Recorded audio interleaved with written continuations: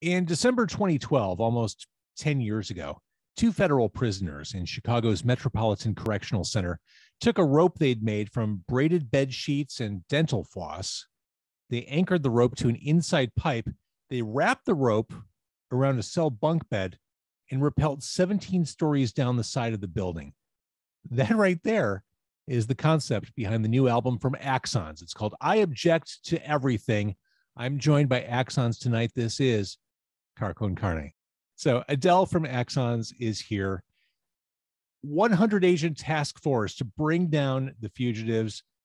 The first guy was found in 2 days. It took three weeks to find the other one. In the spirit, Adele, of write what you know, you're a civil rights lawyer.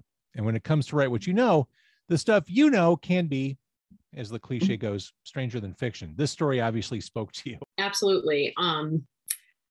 I was a young lawyer when it happened, when these two guys escaped from the MCC about 10 years ago. And everyone in my office was following it closely. We all knew it was something really fascinating and weird and also death-defying. Yes. Above.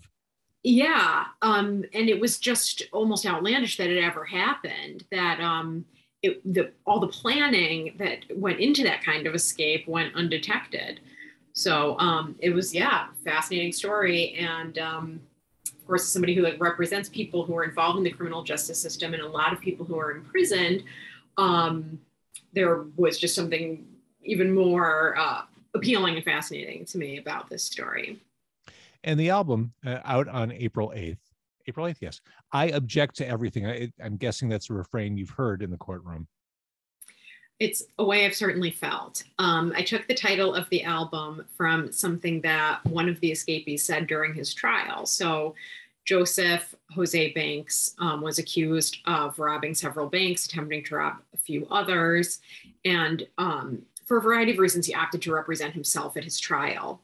He didn't have any formal legal training, and the defense he put on went awry in several ways. But when the prosecution would put on a piece of evidence during the trial, he would be given an opportunity to state whether he had an objection. And at one point during the trial, the judge asked him whether he had any objection to a piece of evidence. And he said, I object to everything, past, present, and future. Which I thought was an amazing turn of phrase and appealed to me greatly as someone who sometimes just sees, so much of my work feels like we're pushing back on like the marginal worst parts of the system that we can do something about. But oftentimes the real answer, I feel like, is flush the entire system down the toilet and start over again. And I do object to all of it in so many ways. So it just really jumped off the page to me when I read that part of the transcript because it was a relatable sentiment. And I do want to talk about this album. And I should mention you're playing the Hideout. It's the release show on April 7th, night before the official release. You're playing with Shannon Candy, who is fantastic, and Deep Fake. That right there is a show at the Hideout. But since you kind of went there, is the criminal justice system broken beyond repair? Can it be fixed? How does it get fixed? Well, that's a really big philosophical question.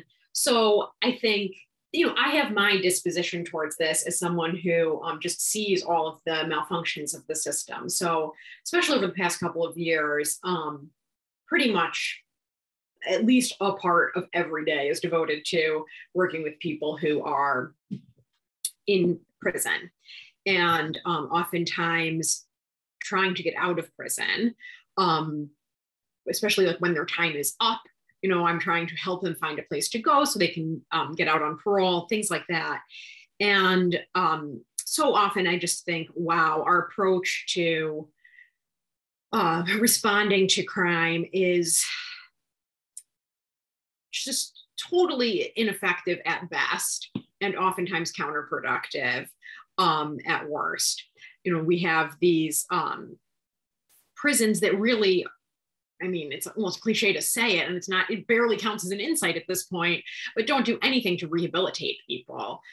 It often is just warehousing people in oftentimes very brutal circumstances that really deprive them of the ability to rehabilitate, to learn from their mistakes and get better, and instead just perpetuates cycles of not being able to function in society. So I think that there's so much about our response to crime that is malfunctioning beyond repair. In Illinois, and I think this number is right, the recidivism rate is within 1 year of release is 17%. Within 3 years of release, 43%. Neither of those sound good. I mean, this gets into kind of the weeds of my work, but I'm very like skeptical of recidivism rates. Like, who are we talking about? Like, it's as if we've said everyone who is in the system is kind of a monolith, right? It's not a homogenous group. So the fact that people go back at whatever rate, 17%, 43%, whatever it is, I don't know that that's that meaningful a metric, because you have to look at why people go back. Like, I see so many people going back for things that are, no one would think of them as a crime. They're just technical violations of parole rules, and that sends so many people back to prison after they've done their time and are trying to reintegrate into society, get back on their feet, be positive and productive members of society. So I don't know what to think about, recidivism figures other than it oftentimes to me isn't that meaningful a metric, because what are we calling recidivism? Well, oftentimes it's like violating a technical rule. Got it. Well, I guess let's look at this from another perspective. How can communities help? How can the formerly incarcerated who are back in the world, how can they find the skills they need so that they don't slip, so that they don't reoffend? How much are communities responsible for helping with that?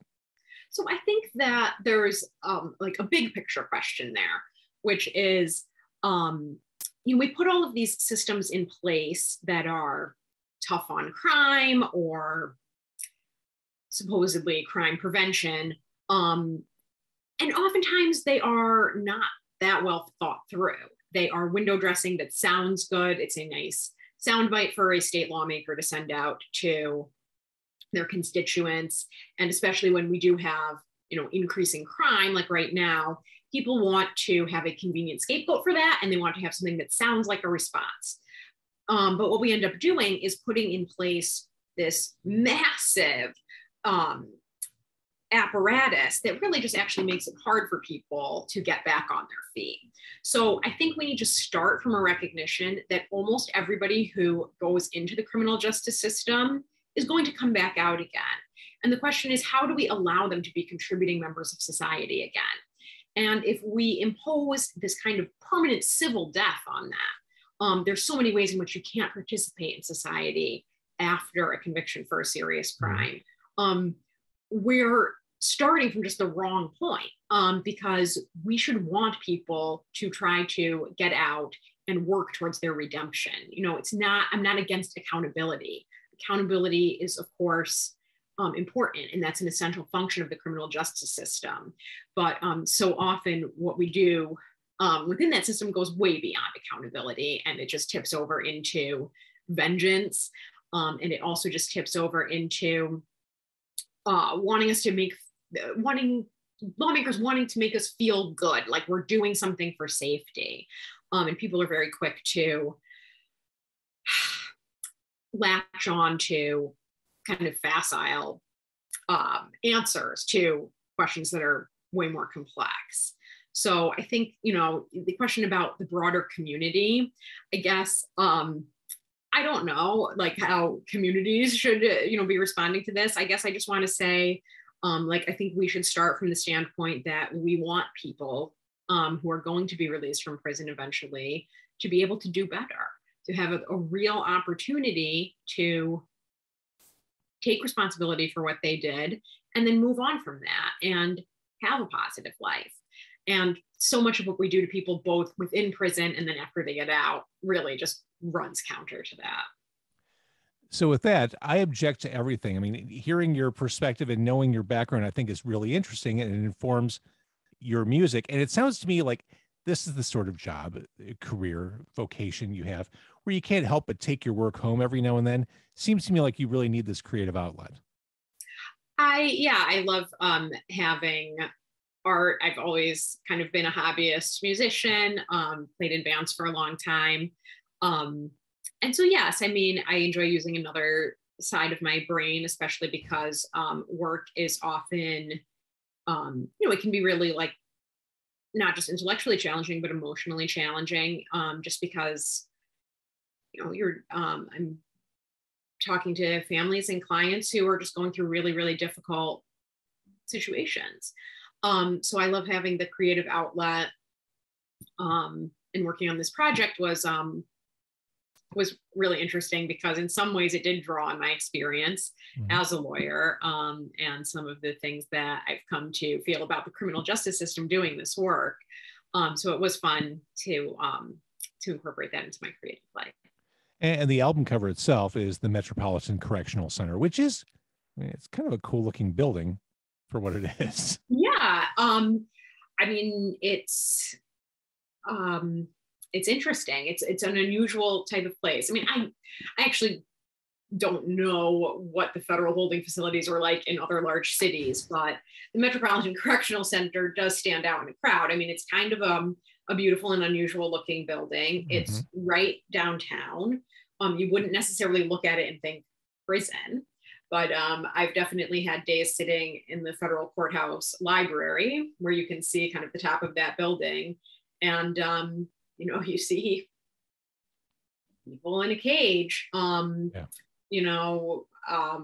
there getting their little bit of outdoor time, caged in this high rise. 20 More Years is a song that's available on Bandcamp in advance of the album. You did a video for it on the rooftop of the infamous neighboring city parking garage, where a lot of friends of the incarcerated visit from afar, I guess I'll say. Yes, of course, it's been reported on over the years. There are both apocryphal and real stories about things that happen on the top of that parking garage, but it does, have kind of a perfect view of the MCC. And the day we went to film like our video, like we didn't have a permit or anything to do this, there were people up there before us, like having a birthday party for someone who was incarcerated. They brought like signs and balloons, and we're just saying hi. Which is kind of inspired and interesting to hear, because we don't hear those stories. Right. Of course, you hear about like the Mardi Gras style. Yeah. Things. Yeah. Right. For people who haven't heard these stories, there's of course like circumstances where folks who are imprisoned in the MCC want to kind of demonstrate the power and influence they have by having women come to this parking garage and strip or dance or things of that nature. And this is kind of this song, 20 More Years, it's kind of a greatest hits of criminals. Ted Kaczynski, Al Qaeda, El Chapo, the shoe bomber. And it's a best of. Well, so that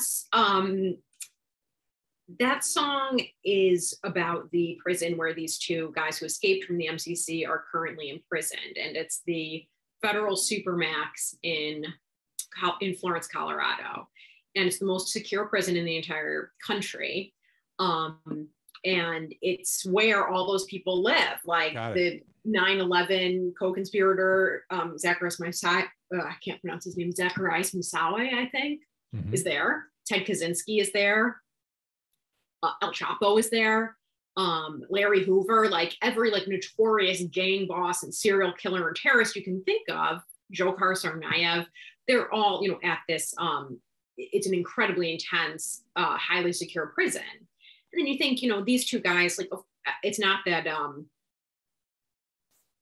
they condone robbing a bank. Obviously that's a crime. And, I understand why it's subject to serious legal consequences, but these guys did not go out and murder people or bomb buildings.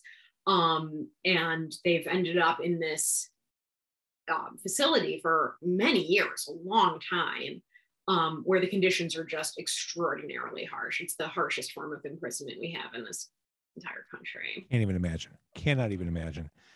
I love the pop smarts that exist on this new album. Can He Come Home, which is people will be able to hear when the album comes out. And this is just power pop fun, sonically. Thanks. I mean, very Midwestern, I guess. Yeah, I mean, I don't know. That's the kind of style of song I'm like best at writing, or just kind of, power pop. Well, and Past, Present, and Future, which is a song that people can listen to right now if they want to. That's more is jangly, dream pop kind of stuff. That's definitely a sweet spot for you, for sure. Thank you. I also like, there's a song that people will be able to hear when they can hear the album, or when they can see you at the Hideout. Suspended. The guitars are just really cool on that one. Oh, thanks. And then there's a song, Shove It. That's the one that, to me, and you may think I'm crazy for saying this, it starts out like a Pixies song to me. I appreciate that very much.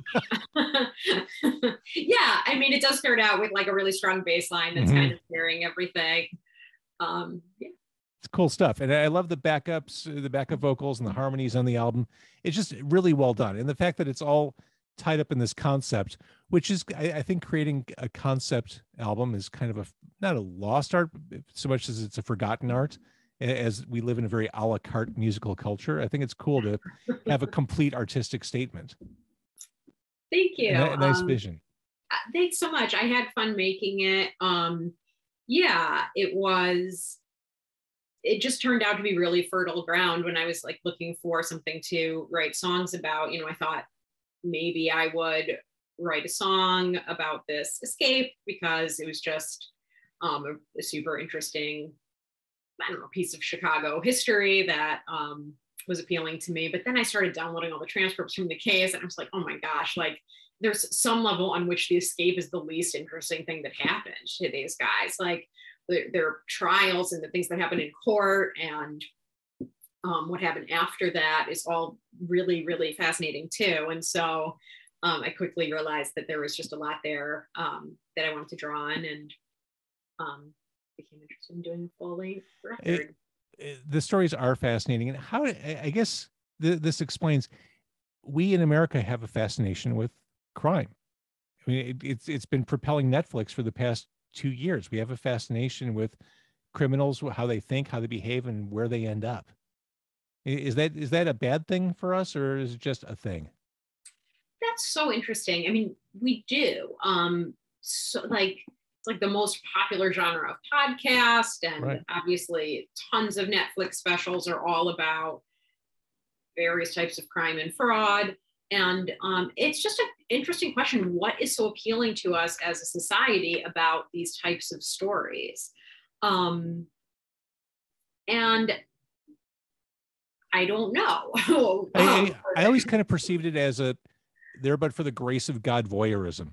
I think that's a great insight, because that's something that I'm always struck with, both in my work and in thinking about this record, was the lines are often so fine. We often can otherize people who are within the system, and especially people who are imprisoned, as like criminals, like as if that's a label that makes that says something fundamental about the person, right?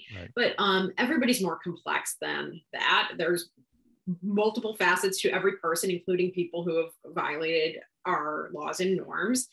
And the ways that people end up in those systems, or their lives end up going off the rails, are oftentimes kind of shockingly quotidian. It's not like this is some fundamentally different type of person, right, who commits a crime and ends up going to prison. Right. Right. It is a super fine line. So, Adele, I Object to Everything. That is the new album, new release from Axons. It is available everywhere, streaming on April 8th. We can get an early live, raw, in-your-face preview of all that on stage. The release show is April 7th at the Hideout. Again, with Shannon Candy and Deep Fake. What a show that is. I think this is super cool, and I love the concept. And, as a Midwesterner, I love the the pop smarts you're showing off here. Thank you.